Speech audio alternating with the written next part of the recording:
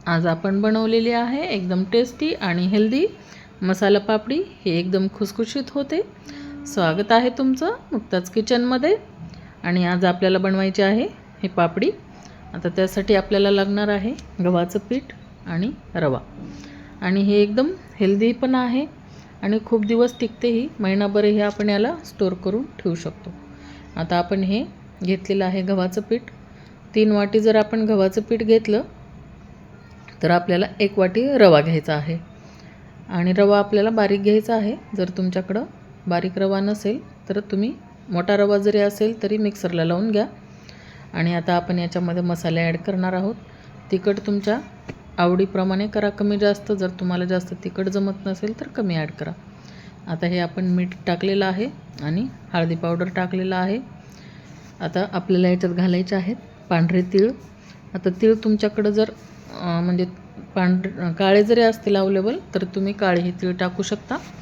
आणि हे आपण बडीशोप आणि जिरे एकदम बारीक मिक्सरला लावून घेतलेले आहेत, हे आपल्याला याच्यामध्ये ॲड करायचे आहेत। आणि आता आपण लसूण आणि हे ओव्याचे पानं आपल्याला याच्यामध्ये मिक्सरमध्ये काढून घ्यायचे आहेत। तर माझ्याकडे ओव्याचे पानं आहेत म्हणून मी यामध्ये ओवा टाकलेला नाही। जर तुमच्याकडे ओव्याचे पानं नसतील तर तुम्ही या जिऱ्यासोबत आणि बडीशोपसोबतच मिक्सरला ओवा लावून घ्यायचा। मी आता चिली फ्लेक्स टाकत आहे थोडेसे। आणि हे बघा, हे आपल्याला एकदम मिक्स करून घ्यायचं आहे याच्यामध्ये। आणि जे आपण हे मिक्सरला लावून घेतलेलं आहे ओवा आणि लसूण, हे पण आपल्याला याच्यात पाणी टाकून घ्यायचं आहे सगळं। आणि तेल टाकायचं आहे 1 चमचा। आता ह्याला आपल्याला व्यवस्थित असं पीठ मळून घ्यायचं आहे पाणी टाकून। आता आपल्याला पाणी थंडच वापरायचं आहे, गरम पाणी वगैरे अजिबात नाही वापरायचं। थंडच पाणी वापरायचं आहे आपल्याला याच्यासाठी, जे आपलं नॉर्मल असतं ते। आता हे आपण पीठ मळून घेणार आहोत। थोडं पीठ आपल्याला घट्टसर मळून घ्यायचं आहे। आता हा नाश्ता जो बनतो तो खूप दिवस राहतो आणि तुम्ही लहान मुलांनाही हा टिफिनला पण देऊ शकता। आणि आपण 4-5 वाजता चहा घेतो त्यावेळेसही तुम्ही स्नॅक्स म्हणून हे वापरू शकता। खूप आणि असे मस्त खुसखुशीत होतात ह्या पापड्या आणि जास्त दिवस टिकतातही। तुम्ही जर जास्त दिवसासाठी ह्या बनवल्या तर थोडंसं आधनंमधनं डब्बा थोडासा, ज्यावेळेस आपण हे स्नॅक्स म्हणून खातो 5ला किंवा कधीही तुम्ही डब्बा ज्यावेळेस उघडता त्यावेळेस 5 ते 10 मिनिट समजा याला थोडंसं ओपन ठेवायचं, म्हणजे हवा लागली पाहिजे त्याला। जसं आपण दीपावळीमधला नाश्ता वगैरे असा थोडा वेळ उघडा करून ठेवतो 10 ते 5 मिनिट हवा लागण्यासाठी, कारण खराब होऊ नये म्हणून। तर तसं आपण हे ठेवायचं आहे। आता हे पिठावर आपण एक परात झाकून ठेवलेली आहे। 10-15 मिनिट आपण याला भिजू देणार आहोत, कारण रवा थोडासा फुलतो। आता याला 10 ते 15 मिनिट झालेले आहेत बघा। आणि मी कढई ठेवलेली आहे।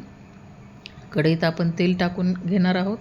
आणि हा आपल्याला पीठ पण आपलं व्यवस्थित असं भिजलेलं आहे। आता आपण पोळपाट घेणार आहोत आणि पोळपाटाला आपल्याला तेल लावून घ्यायचं आहे, कारण पीठ लावायचं नाही वरून, पोळपाटाला तेलच लावायचं। एका वाटीत आपण तेल घेतलेलं आहे। आणि हे बघा, पीठ छान असं भिजलेलं आहे। आता आपल्याला ह्या व्यवस्थित अशा लाटून घ्यायच्या आहेत। आता हे तुम्ही एक छोटे छोटे असे पेढे करून पण तुम्ही बनवू शकता, पण त्याला थोडासा वेळ लागतो।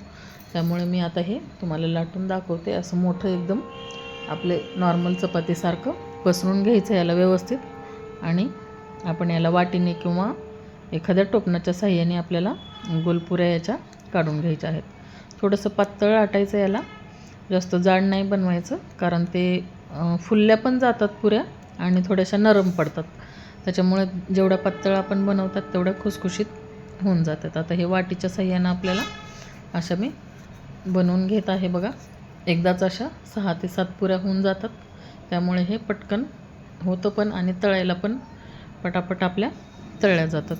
आता हे आपण काटे चमच्याने असे टोचे मारून घ्यायचे आहे त्याच्यावर एकदम असे। हे होल पाडल्यामुळं पुऱ्या अशा फुगत नाहीत। आता पुऱ्या फुगल्या तर अशा नरम पडतील, त्यामुळे आपल्याला ह्या पुऱ्या अशाच, आता हे तेल चांगलं कडक झालेलं आहे बघा, अशाच व्यवस्थित अशा तळून घ्यायच्या। एकदम लालसर रंगावर छान अशा खुसखुशीत होईपर्यंत आपल्याला याला गोल्डन ब्राऊन चांगला कलर आला ना मस्त, याला काढून घ्यायच्यानंतर बघा ह्या छान आपल्या लालसर झालेल्या आहेत बघा। आता हे आपण काढून दुरडीमध्ये टाकणार आहोत. तर एकदम छान बनतात ह्या आणि खूप दिवस राहतातही. तुम्हीही अशा बनवून नक्की ट्राय करा. आणि माझ्या रेसिपी कशा वाटतात तुम्हाला तुम्ही मला कमेंट करून नक्की सांगा. आता हे आपण अशाच एक एक चपातीसारखं लाटून घेऊन अशा वाटीच्या साहाय्याने बनवून एकदम तयार करून घेणार आहोत. आता तुम्ही माझ्या चॅनलवर जर नवीन असाल तर सबस्क्राईब करायला विसरू नका. चॅनलला लाईक करा आणि व्हिडिओला नक्की शेअर करा. आणि असा नाश्ता तुम्ही नक्की बनवून ठेवा. प्रवासातही वापरा आणि तुम्ही घरीही स्नॅक्स म्हणून वापरू शकता.